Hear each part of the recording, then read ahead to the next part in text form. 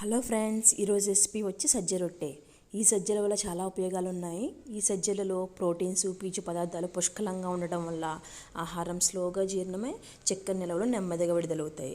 ఇది రోగనిరోధక శక్తిని కూడా పెంచుతుంది, ఎముకలు దృఢంగా కూడా ఉంచుతుంది. ఈ సజ్జలలో విటమిన్స్, మినరల్స్ కూడా చాలా ఎక్కువ ఉంటాయి. సజ్జపిండి ఎలా తయారు చేసుకోవాలంటే, మనం తీసుకున్న సజ్జల్ని శుభ్రంగా పొట్టు లేకుండా బాగు చేసుకుని మర పట్టించుకుంటే సరిపోతుంది. ఒక 2 నుంచి 3 కేజీలు పట్టించుకుంటే నిల్వ ఉంటుంది. నేను ఇక్కడ 2 గ్లాసులు సజ్జపిండి తీసుకున్నాను. కొంచెం సాల్ట్ యాడ్ చేసుకుని టేస్ట్కి సరిపడా 1 గ్లాస్ వాటర్ తీసుకుని కొంచెం కొంచెం యాడ్ చేసుకుంటూ పిండిని కలుపుకోవాలి. ఒక్కసారిగా యాడ్ చేసుకోవడం వల్ల పిండి మెత్తగా అయిపోవచ్చు. అందుకే ఈ పిండి అనేది మెత్తగా ఉండకూడదు, అటు గట్టిగా ఉండకూడదు, మధ్యలో ఉండాలి. గట్టిగా ఉంటే పగుళ్ళు వస్తాయి అన్నమాట.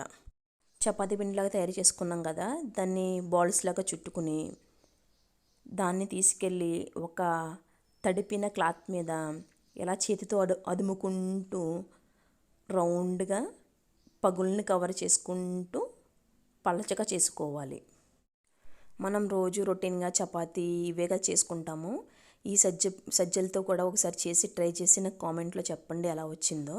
ఈ రొట్టెని మనం చికెన్ కర్రీతో, మటన్ కర్రీతో, లేకపోతే తేనె వేసుకొని, లేకపోతే బెల్లం ముక్కలుగా చేసి బెల్లం వేసి దంచి నెయ్యి వేసుకుని ఉండలుగా తయారు చేసుకుని తినొచ్చు.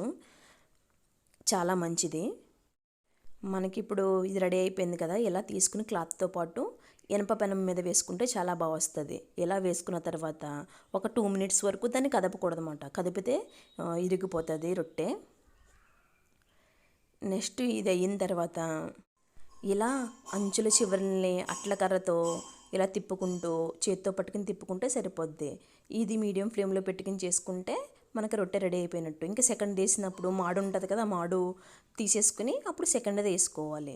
ఇలా మనకి ఎంతో రుచికరమైన సద్ద రొట్టె రెడీ. ఇటు సైడ్ సద్ద రొట్టె అంటారో, సజ్జ రొట్టె రెడీ. ఎలా ఉందో నాకు కామెంట్లో చెప్పండి. Please subscribe my channel, like, comment and share. Thank you.